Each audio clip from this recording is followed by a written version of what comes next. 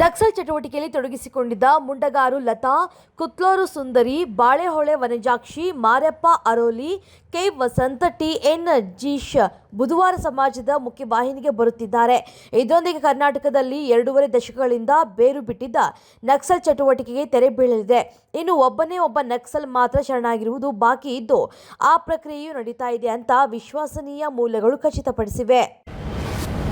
ಚನ್ನಗಿರಿ ತಾಲೂಕಿನ ಬೆಳ್ಳಿಗನೂಡು ಗ್ರಾಮದ ಶಫೀವುಲ್ಲಾ ಎಂಬಾತನನ್ನ ಕಳೆದ 3 ವರ್ಷಗಳಿಂದ ಸತತವಾಗಿ ಅಯ್ಯಪ್ಪ ಸ್ವಾಮಿ ಮಾಲೆಯನ್ನು ಧರಿಸಿ ಶಬರಿಮಲೆಗೆ ತೆರಳಿ ಎಲ್ಲರೊಡಗೂಡಿ ಪಾದಯಾತ್ರೆ ನಡೆಸ್ತಾ ಇದ್ದಾರೆ. ಸರತಿ ಸಾಲಿನಲ್ಲಿ ನಿಂತು ಅಯ್ಯಪ್ಪ ಸ್ವಾಮಿಯ ದರ್ಶನವನ್ನ ಪಡೆದು ಭಕ್ತಿಯನ್ನ ಸಮರ್ಪಿಸುತ್ತಿದ್ದಾರೆ.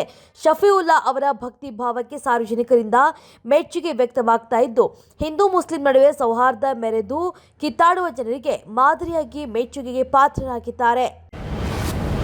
ಕರ್ನಾಟಕ ರಾಜ್ಯ ಸರ್ಕಾರದ ನಕ್ಸಲ್ ಶರಣಾಗತಿ ಪ್ಯಾಕೇಜ್ ಅನ್ನು ವಿರೋಧಿಸಿರುವಂತಹ ಬಿಜೆಪಿ ಶಾಸಕ ಸುನಿಲ್ ಕುಮಾರ್, 6 ಮಂದಿ ನಕ್ಸಲರಿಗೆ ರಾಜ್ಯ ಸರ್ಕಾರವು ಶರಣಾಗತಿ ಪ್ಯಾಕೇಜ್ ನೀಡುತ್ತಾ ಇರುವುದು ನಾಗರಿಕ ಸಮಾಜವನ್ನ ಬೆಚ್ಚಿ ಬೀಳಿಸಿದೆ ಅಂತ ಹರಿಹಾಯ್ದಿದ್ದಾರೆ.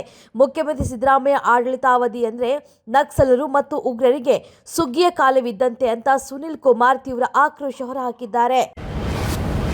ಡೊನಾಲ್ಡ್ ಟ್ರಂಪ್ ಇದೇ ಜನವರಿ 20ರಂದು ಅಮೆರಿಕದ 47ನೇ ಅಧ್ಯಕ್ಷರಾಗಿ ಅಧಿಕಾರವನ್ನು ಸ್ವೀಕರಿಸಲಿದ್ದು, ಅದಕ್ಕೂ ಮೊದಲು ಪ್ಯಾಲೆಸ್ಟೈನ್ ಉಗ್ರ ಸಂಘಟನೆಗೆ ಹಮಾಸ್ಗೆ ಗಂಭೀರ ಎಚ್ಚರಿಕೆಯೊಂದನ್ನು ನೀಡಿದ್ದಾರೆ.